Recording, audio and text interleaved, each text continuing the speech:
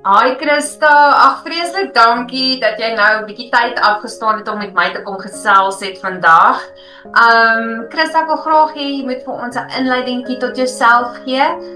Jou volle naam, jou ouderdom, bietjie wat jy doen vir 'n lewe en bietjie ook net oor jou familielewe asseblief. My naam is Christina Johanna Smit en ek word hierdie jaar 50. Ek bly in Fraai Uitsig, dis hier by Mosselbaai. En ja, ek is 'n HR manager by 'n Shell-fulstasie hier in Mosselbaai en ek het 2 kinders van my eie, 3 stiefseuns van my vorige huwelik.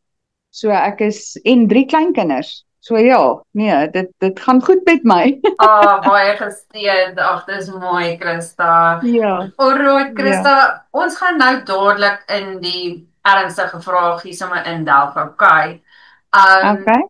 Ja, so ek wil vir jou graag vra om ons 'n bietjie terug te vat nou in tyd en net jy weet jou storie te vertel hoe jy uitgevind het dat jy borskanker gediagnoseer was. Weet jy, ek het skelm 'n koekie in die bed gelê en eet. En toe ek die krummeltjies so afweet, toe voel ek hoorie maar hier's iets is nie hier reg nie en ek doen toe nou 'n ondersoek en ek voel toe nou die knoppie daar sit. En ek is toe nou nie dadelik dokter toe nie want ek moes met my mediese fonds eers wag vir die 2 September om by my nuwe dokter te kan 'n afspraak maak. En ja, van daar af was die bal toe nou aan die rol gewees en so het ek agtergekom daar's fout. Okay, alright, doodreg. So, wat het toe daarvan verloop? Wat het toetse het die dokter toe gedoen, Christa?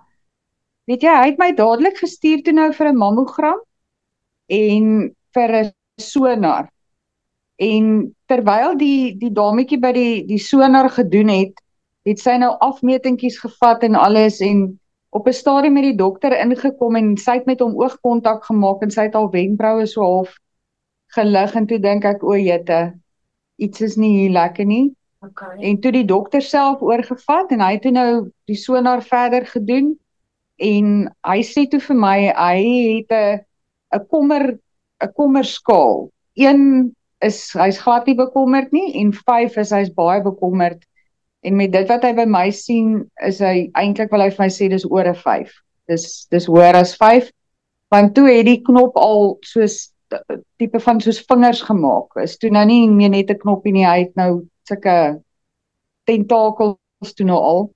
En van daar af is ek toe nou terug na die chirurg toe. Hy het my toe verwys na 'n chirurg toe. En die chirurg het my toe nou terugverwys na radiologie toe waar hulle toe nou 'n biopsie gedoen het. En dit was omtrent so 'n week later op die 17de September het hulle toe nou vir my gebel. Ek onthou ek het nog in my kar gesit met etenstyd en dit was my baas se verjaarsdag en ons het nog sy hele kantoor opgemaak gehad en alles daai dag. En toe kom die oproep van die radiologie dokter af. Toe sê hy vir my hy's verskriklik jammer om vir my te sê maar dit is kanker. Dit is borskanker. Okay. Ja, nee, Christa, wat gaan toe deur jou kop? Weet jy, ek is gelukkig 'n baie positiewe mens en ek het my pa verloor verlede jaar die 30ste Julie aan kanker. Hy het klierkanker gehad. En my pa het ons altyd geleer van kleins af, daar's 3 goed wat jy nooit mag verloor nie. Dis jou geloof, jou positiwiteit en jou sin vir humor. So ek is gelukkig 'n mens wat die positiewe in alles soek eerste en ek het dadelik geweet God het my uitgekies vir hierdie pad. Hy het dit nie oor my gebring nie, maar hy het dit toegelaat dat ek hierdie pad stap. Hy het my gekies om hierdie pad te stap sodat ek vir ander vrouens kan help wat deur moeilike tye gaan. Want so is daar regdeur my lewe slegte goed wat met my gebeur het wat ek nou al benut, kan ek maar sê, om ander vrouens se krone bietjie reg te skuif as hulle krone bietjie skeef sit, jy weet. So gelukkig vir my was dit 'n positiewe uitkyk, ja. Sjoe, ja, dit is besonder. Ag, jette, okay, Christa, so, okay, nou het jy uitgevind, okay, dis kanker. Wat was toe jou behandelingsplan gewees?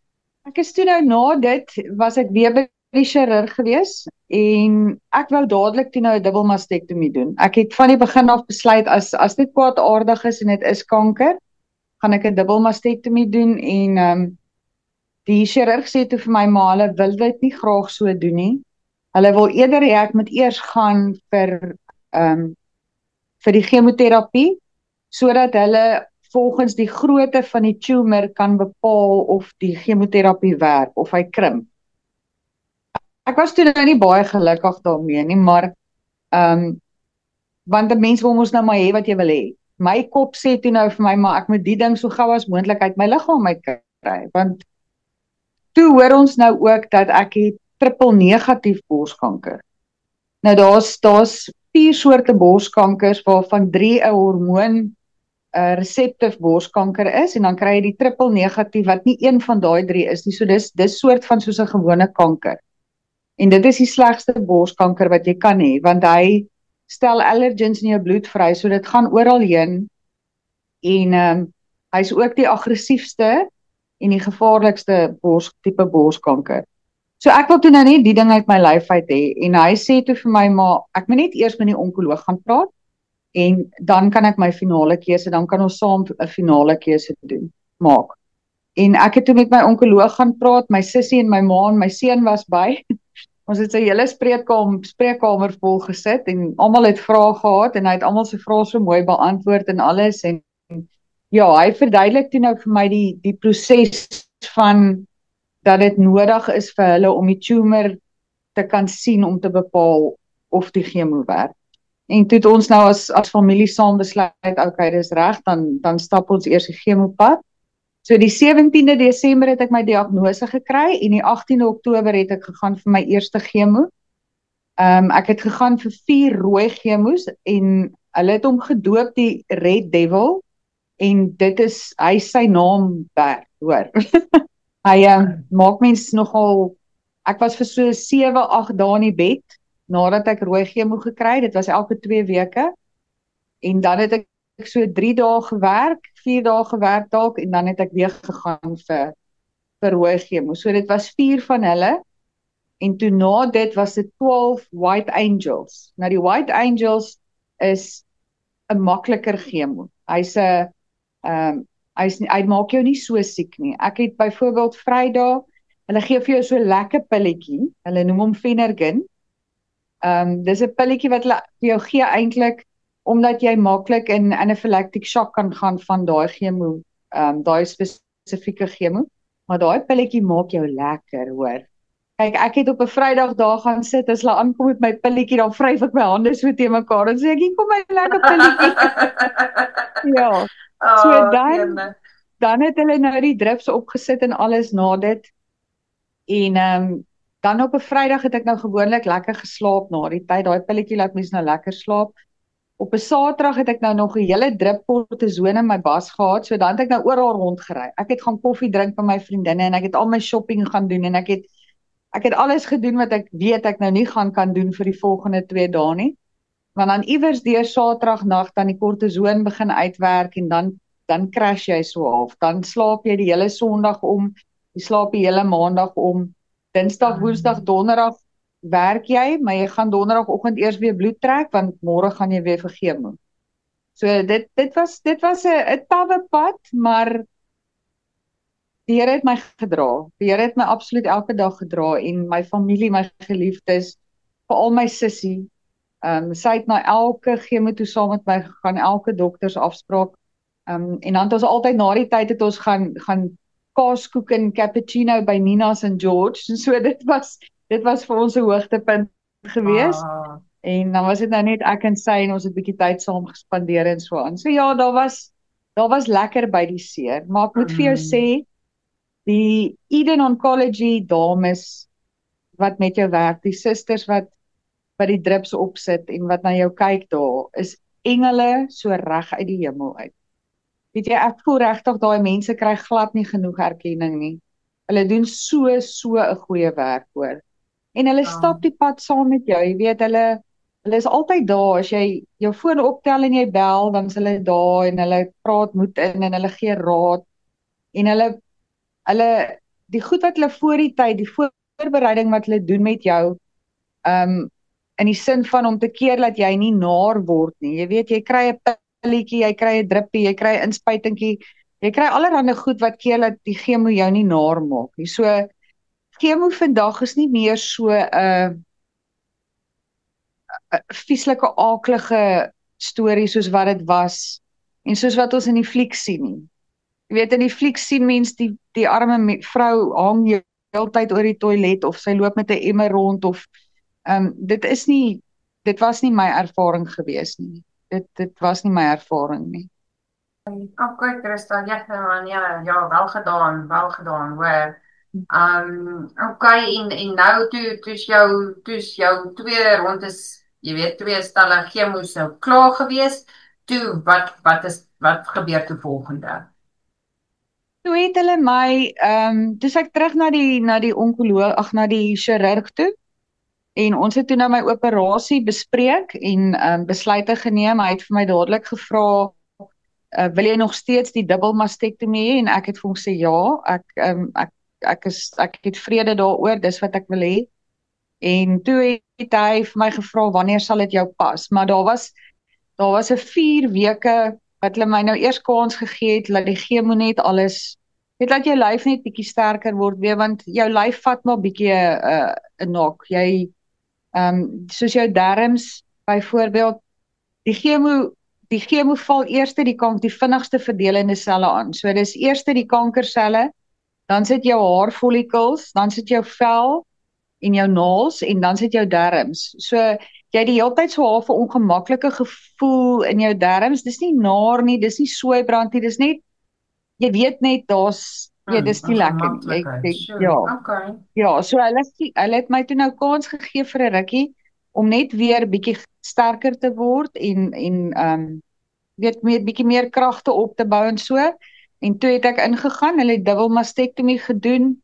Ek is vroeg die oggend gedoen en ek is die volgende dag huis toe met my pompies en my dogter het gekom van Malmesbury af om na my te kom kyk, sy en die 2 kleintjies.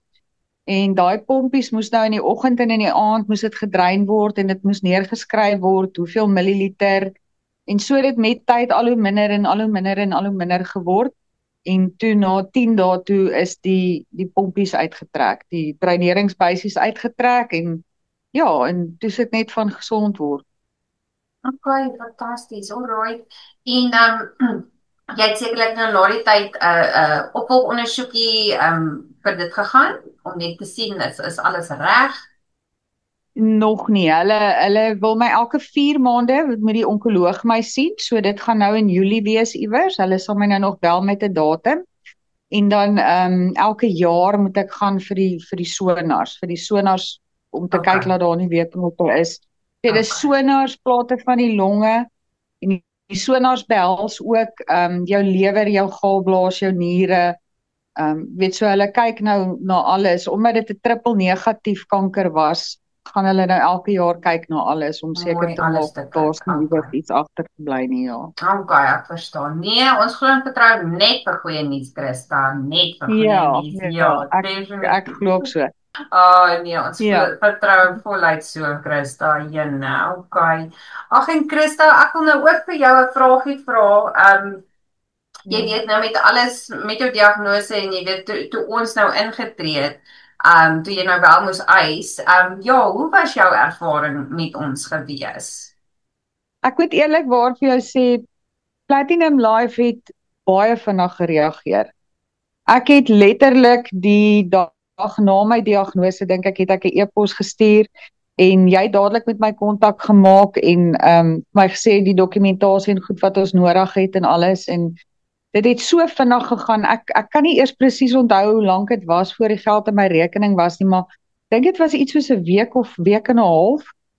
Dis die geld in my rekening en dit het so baie vir my beteken om nie hoef te bekommer oor jy weet, die chemo is so lank pad nie. Jou siekverlof word opgebruik, jou gewone verlof word opgebruik en dan is daar 'n maand wat jy net halfpay kry.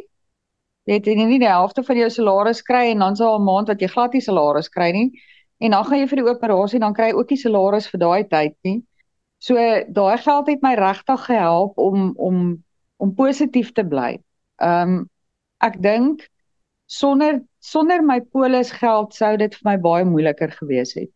In die sin van om positief te bly. Dit sou die feit dat ek kon net nie hoef te bekommer oor enige finansiële aspekte van hierdie hele ding. Byvoorbeeld, daar was op 'n stadium het ek gewonder of die medies gaan betaal vir die tweede bors omdat daar nie kanker was. En ek het toe nou uit die polisgeld uit kon ek vir die dokter sê, hoor jy, as die medies dit nie goedkeur nie, dan betaal ek self daarvoor. Ek kon die heeltyd gaan en doen wat ek moes doen en doen wat ek wou doen, want ek het geweet, as die medies nie betaal nie, dan kan ek dit self dra. Byvoorbeeld die spesiale braas en goed wat mens kry en al daai goed. Ek het die hele tyd in my agterkop daai rustigheid gehad van, weet jy, ek gaan fyn wees. Dit gaan reg wees, want ek het die geld in my rekening. So dit het vir my baie beteken. Ek is nie een oomblik spyt oor die polis wat ek ek dink ek het hom 25 jaar terug uitgeneem of 26 jaar terug. En ek vertel nou vir almal, vir al die vrouens wat ek teekom, sê ek, het jy Platinum Life polis? As jy nie een het, jy kry een. So ja, dit het vir my soveel gemoedsrus gebring.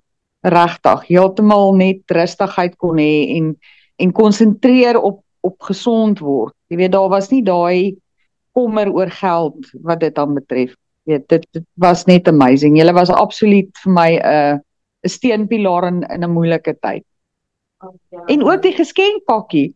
My geskenkpakkie, is daai slippertjie loop so lekker en die slaapkleertjies en daai boek wat jy vir my gestuur het, hoorie, daai vrou, ek het daai boek begin lees 'n Saterdagoggend, ek het hom daai Saterdagmiddag klaar gemaak, ek kon hom nie neersit nie.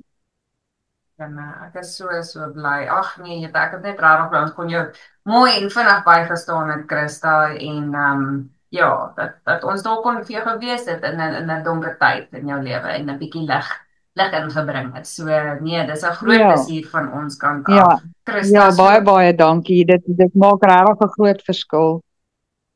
Ag, dis 'n groot plesier, Christa, regtig waar. En ek wil hê net om af te sluit, is daar enige raad wat jy het vir mense daar buite wat dalk ook nou so pas uitgevind het, jy weet dat hulle nou kanker het, en ook vir mense wat ook miskien, jy weet, altyd ook gedink het, nee, maar jong, dit gaan nie met my gebeur. Ja, eerstens wil ek net sê, die toetse, die mammogramme wat 'n vrou eintlik maar elke jaar voor moet gaan daarvoor. Daar's rumors of hoe kan ek sê, daar's mense wat vir jou vertel dat die mammogramme kanker veroorsaak. Dit is nie so nie. 'n Dokter sal nooit 'n ding met jou doen wat hy weet vir jou gaan negatief wees of moontlik negatief wees nie. So my raad aan alle vrouens is, gaan vir jou ondersoeke, want hoe vinniger hulle dit kry, hoe groter is jou kanse dat jy aan die ander kant gaan uitkom. Dan wil ek sê, wanneer jy jou diagnose kry, haal diep asem. En dan verder op jou kanker journey, vat beheer oor die goed wat jy kan beheer vat. Byvoorbeeld, ek het na my eerste chemo het ek my hare afgeskeer, voor enigiets nog uitgeval het, want ek het besluit, chemo gaan nie vir my sê wanneer my hare uitval nie, ek sal daaroor besluit. So ek het 'n partytjie gehou, 'n partytjie met cupcakes en pink handskoene, en ons het geline dance, en toe ons klaar geline dance het, het my dogter van Mamsbury, sy's 'n stylist, 'n haarstylist, het sy deurgekom en sy het my hare afgeskeer en 'n ponietjie gemaak. Hy lê nog daar in my kas en ek het beheer gevat oor die goed wat ek kon en die res het ek totaal oorgegee aan die Vader. En daai totale oorgawe bring vir 'n mens 'n groot stuk rustigheid. En praat met mense. Jy hoef nie hierdie pad alleen te stap nie. Praat met jou mense, praat met jou geliefdes, praat met jou vriendinne. En as jy niemand het om mee te praat, kontak my. ek is daar, net aan die ander kant jou foon. So ja, ja, dit is maar 'n pad wat elke vrou seker op haar eie stap en op haar eie manier stap. Maar ek voel myne was 'n wenresep, want ek kan eerlikwaar vir jou sê, dit was 7 maande en 7 dae van diagnose tot en met die dag van my operasie. En op die 7de Mei het ek die all-clear gekry. So geloof, positiwiteit, sin vir humor. As ek vir julle moet die grappies vertel wat oor my boebies op die familiegroepe rondgehardloop het, sal julle doodlag.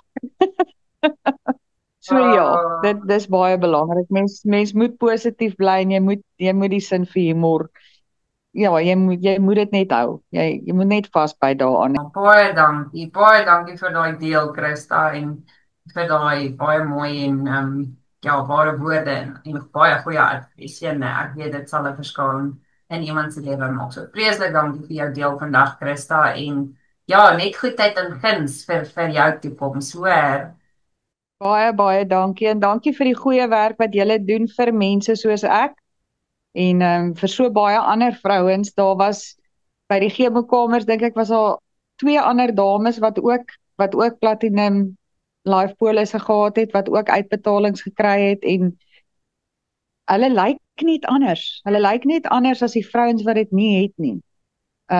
Of nie 'n uitbetaling gekry het nie. Weet, daai vrouens kom sit daar en hulle glimlag en hulle het moed en hulle die ander vrouens is stil en dis 'n somber atmosfeer rondom hulle. So ek moet eerlikwaar sê dat Platinum Life het 'n groot aandeel gehad in my positiwiteit, en ek sê nie hierdie omdat jy my gevra het om dit te sê nie. Ek sê dit omdat ek dit bedoel, regtig.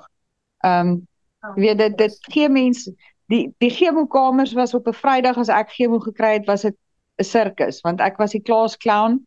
Ek het daar rond gehuppel en gelag, en ek het altyd hierdie vreeslike bondbroeke aangetrek met my pink T-shirtjies met my kanker slogans en goeders op. En ek dink nie ek sou daai kon doen sonder eerstens die Vader en tweedens die rustigheid wat die finansiële sy vir my gegee het. En dan derdens my sussie en my ma en my seun, my dogter, jy weet, al my familie wat my so bygestaan het, en mense by die werk het Vrydag kopdoeke gedra om my te ondersteun, en ja, so ja, vat die pad, loop om 1 tree op 'n slag. 1 tree op 'n slag, bly positief en ja, totale oorgawe.